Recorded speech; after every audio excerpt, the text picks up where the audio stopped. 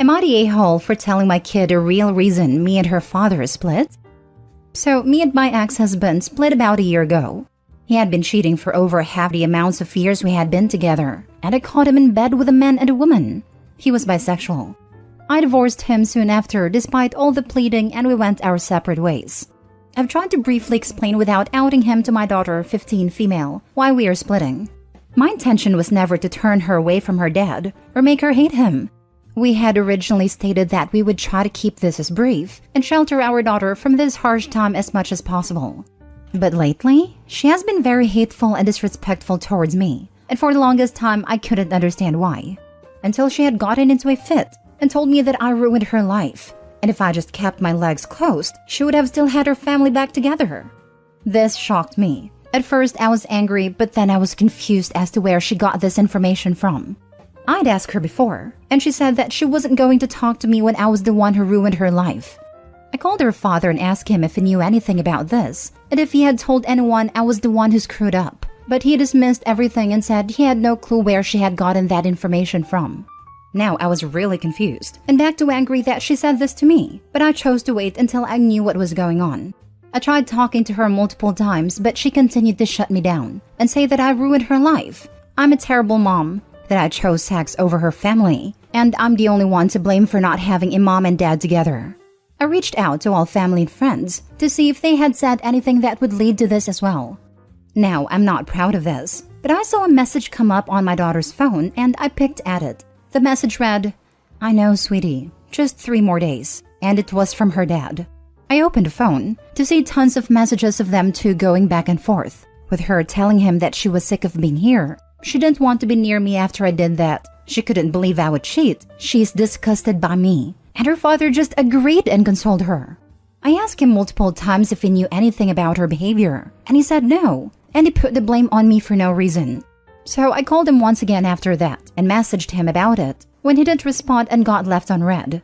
So I sat my daughter down and told her that I know she's angry at me, and that I tried to shelter her from this and keep her as far away from this as possible, but I won't be held accountable for actions that weren't mine. I left any and all questions that I couldn't say without her perspective out. She was shocked and apologized for her behavior to me. This wasn't some petty revenge to get back at him, but I can't have my relationship with hers ruined either. I'm now getting blasted by all of my family and his for doing this. So am I the a-hole? Now for the top comments. Not the a-hole. And you should screenshot and keep those messages of him turning her against you. That is illegal in many places, as is parental alienation. Also, keep any messages where he admitted he was the one who cheated, and where you agreed to not discuss it with her. Next, I'd consult a lawyer in case it takes this farther. Oh man, I actually get furious when the cheaters say their partner cheated, and try to get their kids to hate the faithful parent. He's so trash he's not worth anything. Sweetie, just 3 more days. Instant vomit. My ex-husband did this, also claimed I was the dangerous one. I had planned not to tell my son anything until he was an adult or at least late teens. I had planned to go with, sometimes no matter how hard people try, it's best for them not to be together. This is what's best for us and you, because we couldn't live together lovingly and respectfully. But when my son came home with all of what happened turned around on me, I was cornered into sharing the truth. When I felt conflicted about what to believe, I had him use his critical thinking skills. For example, X is much stronger than I am, and I'm not physically capable of doing any of what he had done to me, and promised I wouldn't be upset with him if he didn't believe me. He thought through the facts and came to the correct conclusion. Not the a-hole honestly reads as the appropriate and good choice in a super cruddy situation. His manipulating and lying to get himself seen in the best light, after being the one to ruin things, mark him as one to not really sympathize with. She already was no longer being sheltered from it when you explained things. And at that point, knowing what really went on is just the best position to be in. I hope the family also have the full story too. Yeah, me too. But as for the family, I'm not sure what they do or don't know. Some of it is his family too, so I can't say much to them. Are you able to talk to them about it to make sure they know what really happened? Or like draft some kind of written account of what happened on your side as neutrally but true as possible? If he is going behind your back to turn your daughter against you, it wouldn't be surprising if it extended further out. Heck, sometimes just being the first to paint a messy situation is grounds to bend it a good bit in your own favor. and people take advantage of that sometimes. I could, but that's a lot of people, and very defined and argumentative people from my experience. So I'm just trying to take whatever energy I have to argue with them about it, because I know they won't believe me, or they will have an issue with something. Do you have proof he cheated? Because you're going to need it. You're going to drag your daughter into this mess. You need to talk to your lawyer ASAP. Not the a-hole. He's on a smear campaign against you, so you need all the proof you can get. I have the messages, and proof of all the money is spent on hotel with other people that he's admitted to. I'm not sure where this will go as of now. Hopefully I won't need it. Next story. Am I the a-hole for not allowing my boyfriend to come with me on a trip since he was about to ask his parents to pay for all expenses? My 20 female friends from uni and I have been planning to go on a trip next March since the beginning of this year. Since 2 of my friends are bringing their partners along with them, I've asked my boyfriend 19 male if he wanted to come as well, under the condition that he earned the money himself to cover his expenses, including plane tickets and accommodations, which had come to be around 5,000 Canadian dollars. I made this request months ago because I knew he was going to ask his parents for the money to cover the expenses, which they had always given him. Like when his brother asked for $3,000 for a gaming setup and when he asked for $2,000 so he could have a TV in his room. His family isn't super wealthy, but they're well-to-do, and his mom has tried to ask him to try and get a part-time job during school breaks, to which he has always said he'll try, but ended up never getting one. I grew up in a household where we often had to get by, and thus has worked/been working multiple part-time jobs since I was 16, and have been trying to urge him to get a job with his mother. A couple of days ago, he told me he wants to go on a trip with me, which shocked me, as I questioned how he was going to raise $5,000, since we still have classes and semester break doesn't start till late Feb. And he told me he asked his parents, and they agreed to help pay for his expenses. I told him no, I would not be allowing him to go on the trip with me, and refused to share our itinerary document with him, since I made it clear I didn't want his parents to pay for his expenses, and established that he would have to earn his keep. But he told me that this was something I should have zero say over, since I was never in charge of how his parents' money. We had a fight over this, and he called me a controlling, manipulative freak. Before ranting to my friends' partners who were going on this trip with us, we're all part of the same friend group. They all agreed I was a little out of line, and should have no say over how he raised the funds needed. I don't want to rant to my other friends about this, since I don't want them to think badly of me or my boyfriend. But it really made me confused as I have no clue if I'm the one at fault here.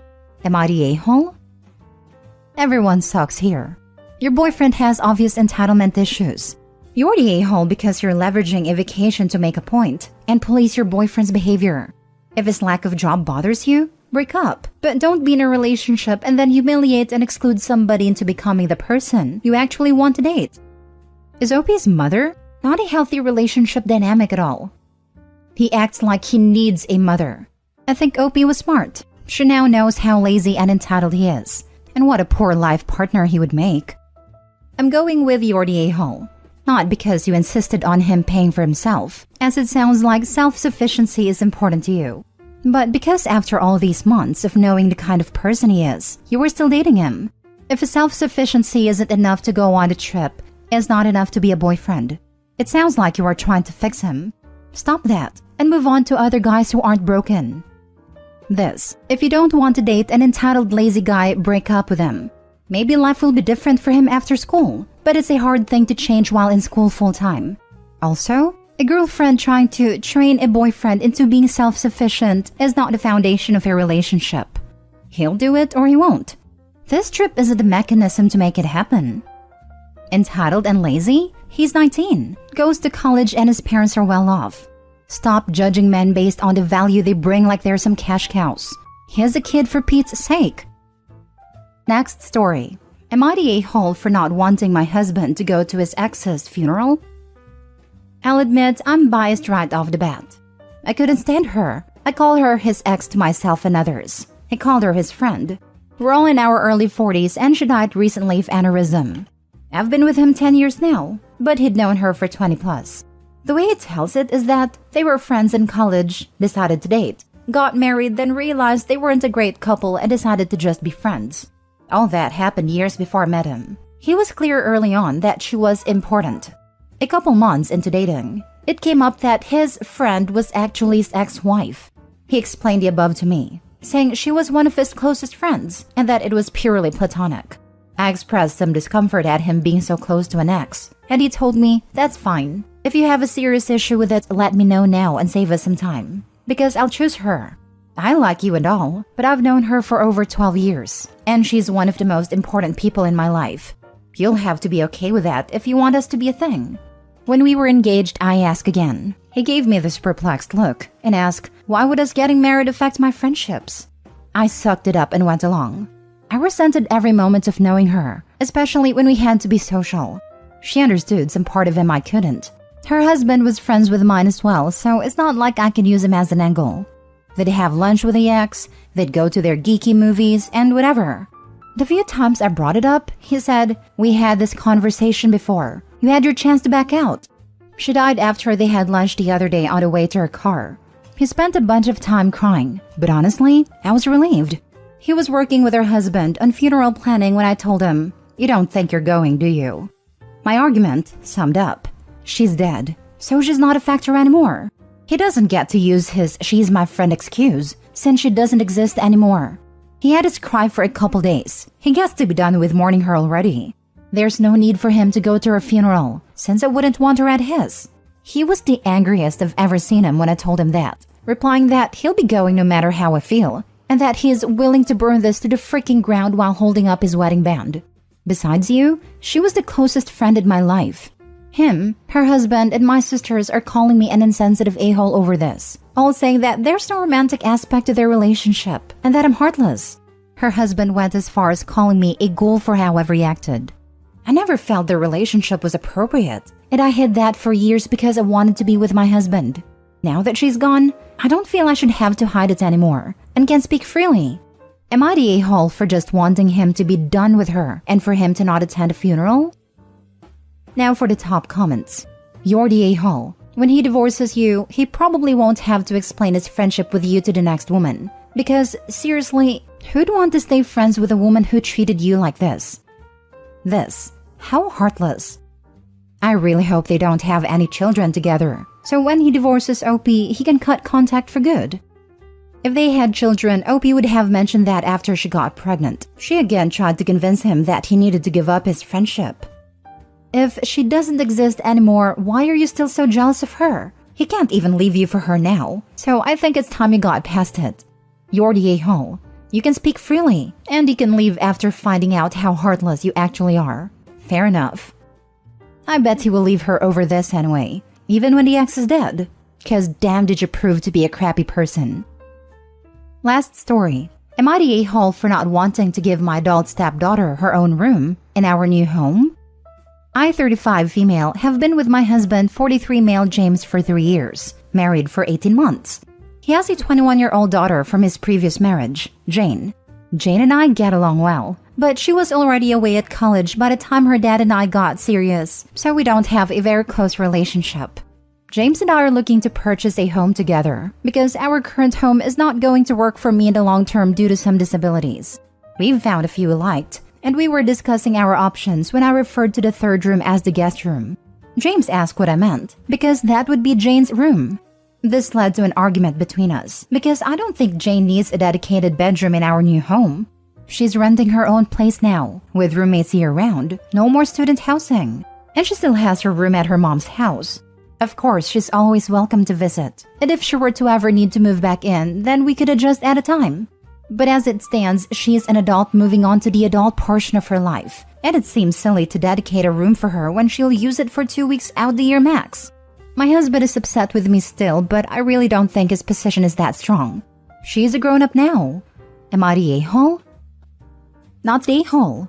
As you say, she's a grown woman with her own grown-up home. Why on earth would she need her own room in your new house? Tell your husband to cut the umbilical cord. I wonder if this is less about the umbilical cord and more about feeling some competition with the ex who still has a room for her adult daughter. This is it. Mom is home because mom has a room for her. Not the a-hole. I'm astonished at people calling you an a-hole and suggesting your daughter should get to decorate a room in your house which she doesn't live at. If my father tried to allocate me a room like this, I'd find it deeply weird. Have you got any indication about her feelings on this madness? We haven't spoken to her about it, but she usually prefers staying at her mom's anyway, so I would guess that she won't be all that interested.